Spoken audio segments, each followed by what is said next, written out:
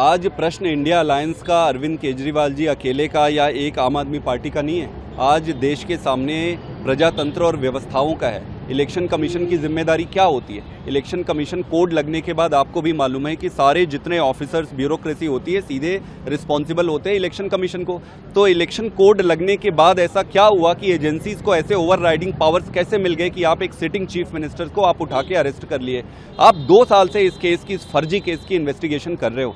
2 साल से, 2 साल से नेता जो है जेल में आप डाल रखे हो। आपको एक रत्ती भर भी सबूत नहीं मिला। अब जब चुनाव आया है, तो इनका एक ही मकसद था कि केजरीवाल को कैसे चुनाव से अलग रखा जाए, और उन्होंने यही किया है।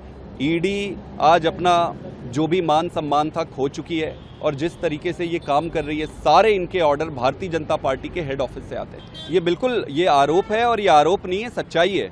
आप देखेंगे कि पिछले 14-15 ऐसे केसेस आप देख सकते हैं जहां पर इन्होंने ईडी के रेड कराए और पॉलिटिकल यूज करने के लिए अपने में शामिल करा लिए, या फिर उनको जेल में डाल दिए।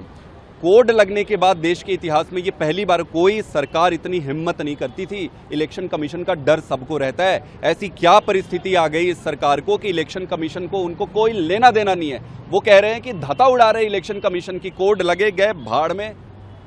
कोड का क्या होता है? भारतीय जनता पार्टी कह रही है भारत के इतिहास में कभी नहीं हुआ है। हम आज इलेक्शन कमीशन से मिलके उनके दायित्वों का उनसे निवेदन किया कि आप अपनी ताकत पहचानिए, आपकी जिम्मेदारी बनती है, देश आपसे प्रश्न पूछेगा। आज किसी और एजेंसी से प्रश्न नहीं पूछेंगे, इलेक्शन कमीशन की जिम्मेदारी बनती है। सीआई ने कहा कि हम इस पर देखते हैं और आगे बताएंगे। कल से मैं खुद और मेरे साथ कई सारे लोग, हम घर में जाकर सारे परिवार वालों से मिलना चाह रहे थे, हमें मिलने नहीं दिया जा रहा था। उनके घर में दूध, फ्रूट्स, वेजिटेबल्स, किसी की सप्लाई सुबह से रोक दी गई थी। जितने एमएलएज और जितने मिलने जाने वाले थे सबको रोक रखे थे। तो एक तरीके से वर्चुअली डिटेन करके रखा था पूरे परिवार वालों को। तो इस पे कोई नई बात नहीं है। भारतीय जनता पार्टी से और कोई उम्मीद नहीं है इस देश को।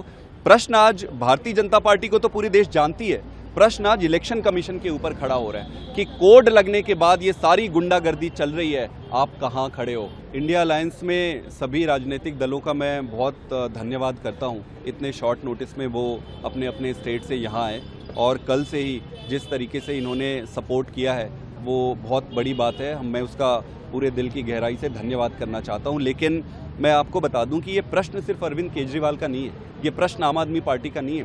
प्रश्न आज देश की प्रजातंत्र का है, प्रश्न आज देश की व्यवस्थाओं का है। और मैं बता दूं कि व्यवस्थाएं बनने में दशकों लगती है, इसको तोड़ने में कुछ क्षण लगते हैं। वॉलंटियर बेस्ड पार्टी है, आगे की रणनीति है, चुनाव लड़ेंगे। केजरीवाल जी जेल में है, वो इतने कॉम्पिटेंट है कि जेल में बैठकर भी इनकी नींद चैन हराम कर देंगे। दिल्ली लोकसभा इलेक्शन में, बाकी सब जगह की इलेक्शन में जितने वोट पड़ने वाले थे उससे ज़्यादा वोट पड़ेंगे।